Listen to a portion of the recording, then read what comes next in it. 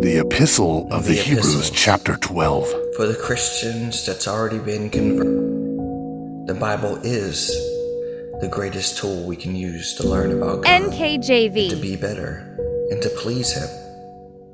We're going to be in the books of Hebrews, chapter 12, the race of faith. Holy Spirit, please guide me. The race of faith.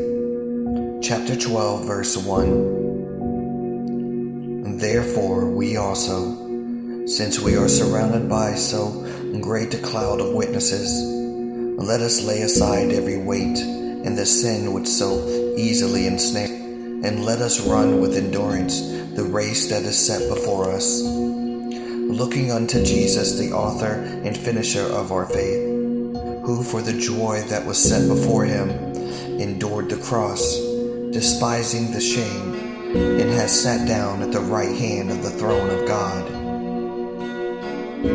The discipline of God, chapter 12, verse 3. For consider him who endured such hostility from sinners against himself, lest you become weary and discouraged in your souls.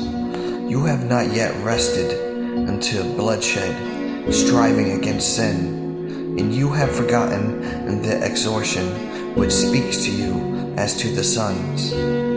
My son, do not despise the chastening of the Lord, nor be discouraged when you are rebuked by him. For whom the Lord loves, he chastens and scourges every son whom he receives. If you endure chastening, God deals with you as with sons. For what sons is there whom a father does not chasten?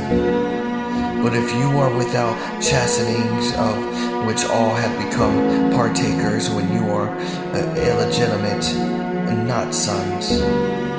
Furthermore, we have had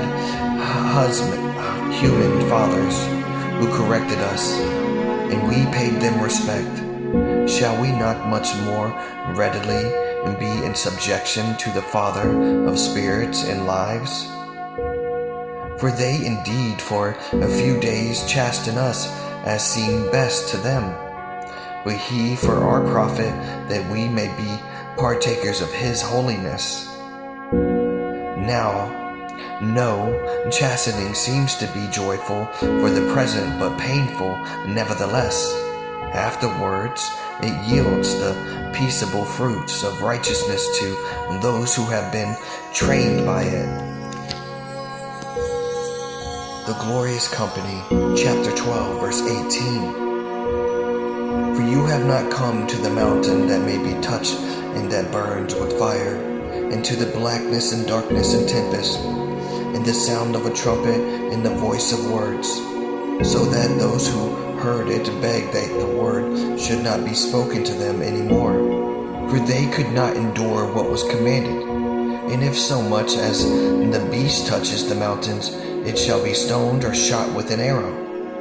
And so terrifying was the sight that Moses said, I am exceedingly afraid and trembling. But you have come to Mount Zion, to the city of the living God, the heavenly Jerusalem, and to the innumerable company of angels, and to the general assembly in the church of the firstborn, who are registered in heaven, to God, the judge of all, to the spirits or just men made perfect, to Jesus, the mediator of the new covenant, and to the sprinkling that speaks better things than that of Abel. Hear the heavenly voices.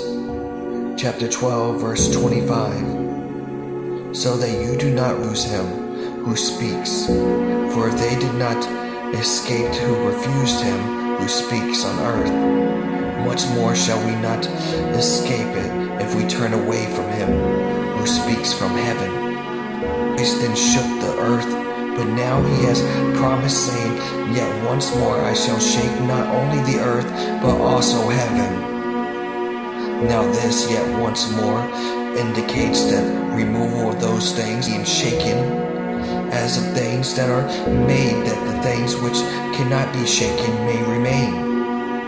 Therefore, since we are receiving a kingdom which cannot be shaken, let us have grace which we may serve God acceptably, with reverence and godly fear. For our God is a consuming fire.